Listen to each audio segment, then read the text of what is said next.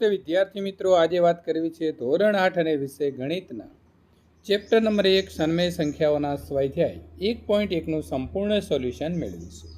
એ પહેલાં ચેનલની અંદર પ્રથમ વખત આવ્યા છો અને વિદ્યાર્થી મિત્રો, જો તમે આ પ્રકારે સોલ્યુશન મેળવવા માગો છો તો ચેનલને ખાસ સબસ્ક્રાઈબ કરી તમારા મિત્રો સુધી આ વિડીયોને શેર કરવાનું ભૂલશો નહીં। સ્વાધ્યાયનો પહેલો પ્રશ્ન છે મિત્રો, નીચે આપેલા ગુણાકારની ક્રિયામાં કયા ગુણધર્મનો ઉપયોગ થયેલો છે તે તમારે જણાવવાનો છે। તો ઋણ 4/5 ગુણ્યા 1 બરાબર 1 ગુણ્યા ઋણ 4/5 બરાબર ઋણ 4/5।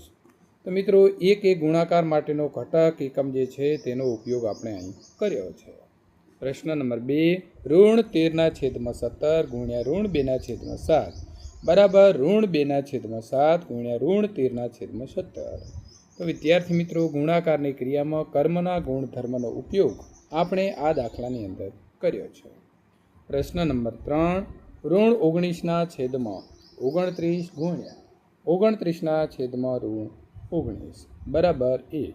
તો ગુણાકારની ક્રિયામાં વ્યસ્ત સંખ્યાનું જે અસ્તિત્વ છે તે મિત્રો આપણને આ દાખલાની અંદર જોવા મળે છે। પ્રશ્ન નંબર 2 છે તેનો મિત્રો પહેલો પ્રશ્ન છે, 1/3 ગુણ્યા કૌંસમાં 6 ગુણ્યા 4/3 1/3 ગુણ્યા 6 ગુણ્યા 4/3 રીતે ગણતરી કયા ગુણધર્મ જે છે તેના ઉપયોગથી કરી શકાય છે તે જણાવો। તો વિદ્યાર્થી મિત્રો, જે આ પદ છે એ પદને 1/3 ગુણ્યા કૌંસમાં 6 ગુણ્યા 4/3 માંથી 1/3 ગુણ્યા 6 ગુણ્યા 4/3 પદ લખવા માટે ગુણાકારની ક્રિયા જે છે તે જૂથનો ગુણધર્મનો ઉપયોગ આપણે કરીએ છીએ। એટલે આ દાખલાની અંદર શાનો ઉપયોગ થયો છે? તો વિદ્યાર્થી મિત્રો, ગુણાકારની ક્રિયામાં જૂથનો ગુણધર્મ।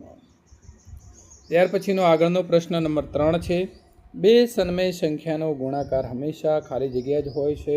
તો બે સન્મય સંખ્યાનો ગુણાકાર હંમેશા સન્મય સંખ્યાની અંદર જ આવતો હોય છે। વિદ્યાર્થી મિત્રો, અમારો સંપૂર્ણ વિડીયો નિહાળવા બદલ તમારો ખૂબ ખૂબ આભાર। વિદ્યાર્થી મિત્રો, આ પ્રકારના સંપૂર્ણ સ્વાધ્યાય સોલ્યુશનના વિડીયો મેળવવા માટે ચેનલને સબસ્ક્રાઈબ કરી તમારા મિત્રો સુધી આ વિડીયોની લિંક શેર કરવાનું ભૂલશો નહીં। તમે કઈ શાળામાંથી આપણો વિડીયો નિહાળ્યો છે તે શાળાનું નામ લખવાનું ભૂલશો નહીં।